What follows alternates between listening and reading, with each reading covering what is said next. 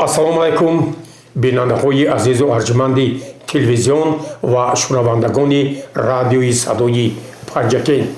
ба ҳамагон маълум аст ки санаи 16 декабри соли 2025 асосгузори сулҳу ваҳдати миллӣ, пешвои миллат, президенти ҷумҳурии Тоҷикистон муҳтарам Эмомалӣ Раҳмон паёми навбатии хешро дар бораи сиёсати дохилӣ ва хориҷии ҷумҳурии Тоҷикистон ба Маҷлиси Олии ҷумҳурии Тоҷикистон ироа намуданд.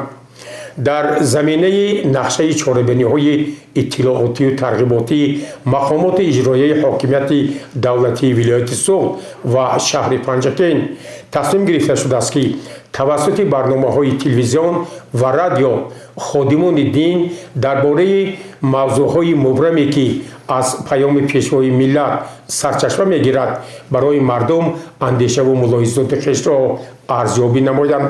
дар нахустин барномаи мо аз силсилаи паёми пешво роҳнамои мо муҳтарам Муҳаммад Амин Ғафуров сархатиби масҷиди ҷомеи марказӣ Муҳаммад ибни Башоруи шаҳри Панҷакен иштирок меварзанд.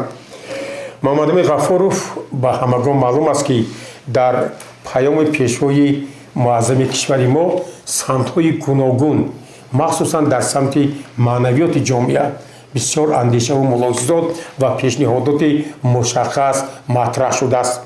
имрӯз мавзӯи суҳбати мо сулҳу субот дар паёми пешвои миллат пешбинӣ шудааст. лутфан дар бораи ҳамин мавзӯъ андешаҳои хешро баён мекардед. марҳамат. ташаккур.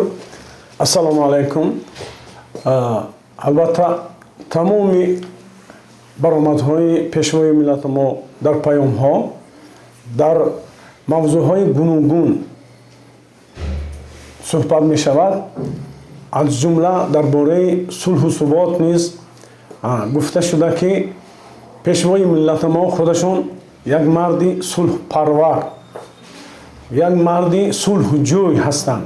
бинобар ҳамин доимо ташвиқ бар он мекунанд ки мардум қадри сулҳу суботро бояд донанд, зеро ин ки сулҳу ваҳдати миллӣ барои ҳар давлат ва ҷомеа аз арзишҳои бебаҳо ва муқаддас маҳсуб мешавад. зеро ин ки бо шарофати ин неъмат, яъне сулҳу субот, миллату кишварҳо метавонанд дар фазои орому осоиштагӣ зиндагӣ кунанд, тараққӣ ёбанд ва ба ояндаи дурахшон нигаранд. агар мо бар таърихи ё ин ки дар харитаи олам агар нигоҳ кунем, дар таърихи ҷаҳониён нигоҳ кунем, се гурӯҳ давлатҳоро мушоҳида мекунем ки дар як гурӯҳаш умуман ҷанг нашуда доимо дар сулҳу субот ҳастанд. он давлатҳо ҳамеша дар тараққиёт, дар пешравӣ, дар оромӣ, хоҳ аз ҷиҳати иқтисодиёт, хоҳ аз маънавӣ, хоҳ аз фарҳангу илм хеле пешрафтагӣ ҳастанд. баъзе дуюмаш аз он иборат аст ки гоҳ ҷанг ҳасту гоҳ сулҳ. дар ин ҷо мебинем ки гоҳ пешравӣ ва гоҳ ақибмонӣ мушоҳида мешавад. ва дар баъзе кишварҳои дунё доимо ҷанг аст ки дар он ҷо ҳам маънавиёт, ҳам фарҳанг, ҳам иқтисодиёт хароб гаштагӣ аст. бинобар ҳамин имрӯз мо шумо хуб медонем ки мардуми Тоҷикистон дар соли 1991 кишвари мо дар ҷанги шаҳрвандӣ гирифтор буд ва чӣ қадар хунрезиҳо, чӣ қадар харобиҳоро аз сар гузаронид. хушбахтона бо хиради азалии миллати тоҷик ва бо роҳбарии пешвои муаззами миллат муҳтарам Эмомалӣ Раҳмон ин сулҳу суботро худованд барои мо шумо арзонӣ фармудааст. ва суханони пешвои миллати мо аз он иборат аст ки доимо арз мекунанд ки ман барои шумо сулҳ меорам. дар ҳақиқат он чизе ки гуфтанд дар амал тасдиқ шуд ва мо шукргузории онро мекунем ки 35 сол боз дар сояи сулҳу суботи кишвар истиқомат дорем ва дар ин 35 соле ки сулҳу субот ҳукмфармо буд мо чӣ қадар ба пешравиҳо نائل شدیم. البته این صلح و ثبات به آسانی میسر نشده است. 27 ایون سال 1997 در مسکو سازشنامه عمومی استقرار صلح و رضایت ملی به امضا رسید که از این تمام ممالک دنیا، کشورهای دنیا درس عبرت گرفتند، از صلح تاجیکان آموختند و در حل مناقشه هایی که در پیش پیدا شده است استفاده میکنند. بنابر همین کلمه صلح یکی از نعمت‌های بهترینی که خداوند برای بندگانش نعمت کرده است. عموما در دنیا 3 نعمت وجود دارد که یکی نفس است، یعنی جان انسان است. دویمش این مال انسان است و سومش این اهل و بیت انسان است، خاندان و فرزندان. انا همین 3 چیزی که گفتیم، جان انسان، مالش و فرزندان و اهل و بیتش، وابستگی دارد بر 3 کاری دیگر، بر 3 امر دیگر که این از چی عبارت است. یکمش امن است، دویمش سلامتی است و سومش غذا یعنی اقتصادیات است. اگر یکی از همین 3 نعمت برای انسان نباشد، او خودش رو خوشبخت کرده نمیتواند. سلامتیش نباشد، او خودش رو خوشبخت کرده نمیتواند. یا اینکه اقتصادیاتش اگر خوب نباشد هم خودش رو خوشبخت کرده نمیتواند. و گفته می شود که علما میگویند که صلح و ثبات نعمتی است که از سلامتی، از اقتصادیات بالاتر می ایستد.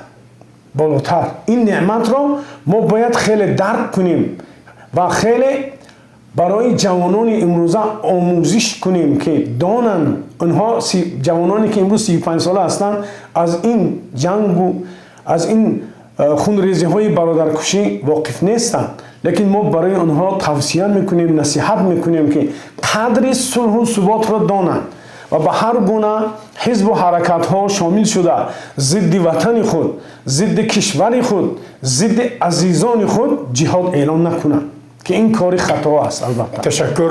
در جریان ارائه پیام خویش پیشوای ملت پرزیدنت جمهوری تاجیکستان محترم امام علی رحمان تاکید کردند که شماره مسجدها در جمهوری تاجیکستان نسبت به همه کشورهای آسیای مرکزی زیاد است. امروز در شهر و دهات پنجکین چند مسجد قانونا فعالیت دارند و آنها در اساس کدام قانونهای جمهوری تاجیکستان فعالیت خویش را راه اندازی کردند؟ مرحمت. امروز در شهر و دهات شهر پنجکین 139 مسجد فعالیت دارد. همه این مسجدها طبق قانونی جمهوری تاجیکستان در باره آزادی وجدان و اتحادیه دینی عمل و فعالیت دارند. البته مسجدها تازه، آراسته، گرم، برای نمازخوانان همه شرایط مهیا است. اینچنین در تاجیکستان برای رفتن حج شرایط ها مساعد کرده شده است. مردم آزادانه رفته خانه خدا را زیارت کرده آمده ایستادند. البته همه این سبب اساسیش همین صلح و تنجی و آرامی است که سببی به مسجدها آرامانه رفته عبادت کرده آمدنم اساسش صلح و ثبات و تنجی آرامی است. زیرا اینکه چطوری که در بالا ذکر کرده بودیم، نعمت خداوند را شمار کرده نمی شود. یعنی اگر تمام درختها قلم شوند و تمام بحرها دوات شوند هم نعمت های خداوند را نوشته یا اینکه به شکرش رسیدنش خیلی مشکل است. از همه بهترین نعمت خداوند گفتیم که این تنجی و آرامی و صلح و ثبات است و گفتیم که از سلامتی و از اقتصادیات صلح بالا می‌ایستد. یک تمثیل می‌بریم برای همین. مثالش اینه که یک گوسفندی را اگر پاچش شکستگی باشد، پاچه او را تخته بندی میکنن، نزدش خوراک میمونن، خوراکشون میخورد. وقتی که صحت یافت با صحرا میرود. وقتی که به صحرا رفت و با گله گوسفندان اگر درنده ها هجوم کنند، در آن وقت یعنی таом намехӯрад, роҳи гурезро мегирад. Ин тамсили уламо барои гуфтем қадри сулҳро донистанд ки ҳамчунин дар мамлакатҳое ки ҷанг мешавад тамоми мардумашон тарки ватан мекунанд, гуреза мешаванд, муҳоҷир мешаванд. бинобар ҳамин ин неъмате ки худованд барои мо додааст албатта бо ҳамту осонӣ наомадааст. ин албатта бо чӣ қадар ҷонсупории ҷавонмардо, бо ашки чашми модарон ва бо ташаббуси пешвои миллат албатта бар ин сулҳу субот худованд моро ноил кардааст. муҳтарам сархатиб, дар асоси нақшаи чорабиниҳои маърифатӣ мақомоти иҷроии ҳокимияти давлатии вилояти Суғд ва шаҳри Панҷакен тасмим гирифта шудааст ки ходимони дин тавассути воситаҳои ахбори умма аз ҷумла телевизион ва радио аз рӯи нақшаи тасдиқшуда ва мавзӯъҳое ки имрӯз пешниҳод шудааст давоми нимсолаи аввал пиромони омӯзиш, тарғибу ташвиқи паёми пешвои миллат суханронӣ кунанд, мардумро ба корҳои ободониву созандагӣ ба истиқболи 35-солагии истиқлоли давлатии ҷумҳурии Тоҷикистон даъват намоянд, ҳамзамон дар баланд бардоштани одобу ахлоқи ҳамидаи онҳо шукргузорию ифтихор аз ватани озоду истиқлол ва пешгирии баъзе зуҳуроти номатлуб ки дар ҷомеаи мо баъзан ба мушоҳида мерасад саҳми хишро гузоранд. лутфан дар бораи омодагии ходимони дин барои иштирок дар ин барнома чанд сухан мегуфтед? тибқи нақшабандии ҳукумати вилоят ва ҳукумати шаҳри Панҷакен дар он мавзӯъҳои махсусе ки барои талаботи мардум зарур ҳастанд нақшабандӣ шудааст ва тамоми ходимони дин бо навбат дар ҳар мавзӯъҳои мухталиф бо мардум суҳбат хоҳанд кард. албатта дӯст доштани ватан ин яке аз неъматҳои беҳтарин аст, чун шоире гуфтааст ки ҳар киро меҳри ватан дар дил набошад кофир аст. маънии ҳуббулватан фармудаи пайғамбар аст.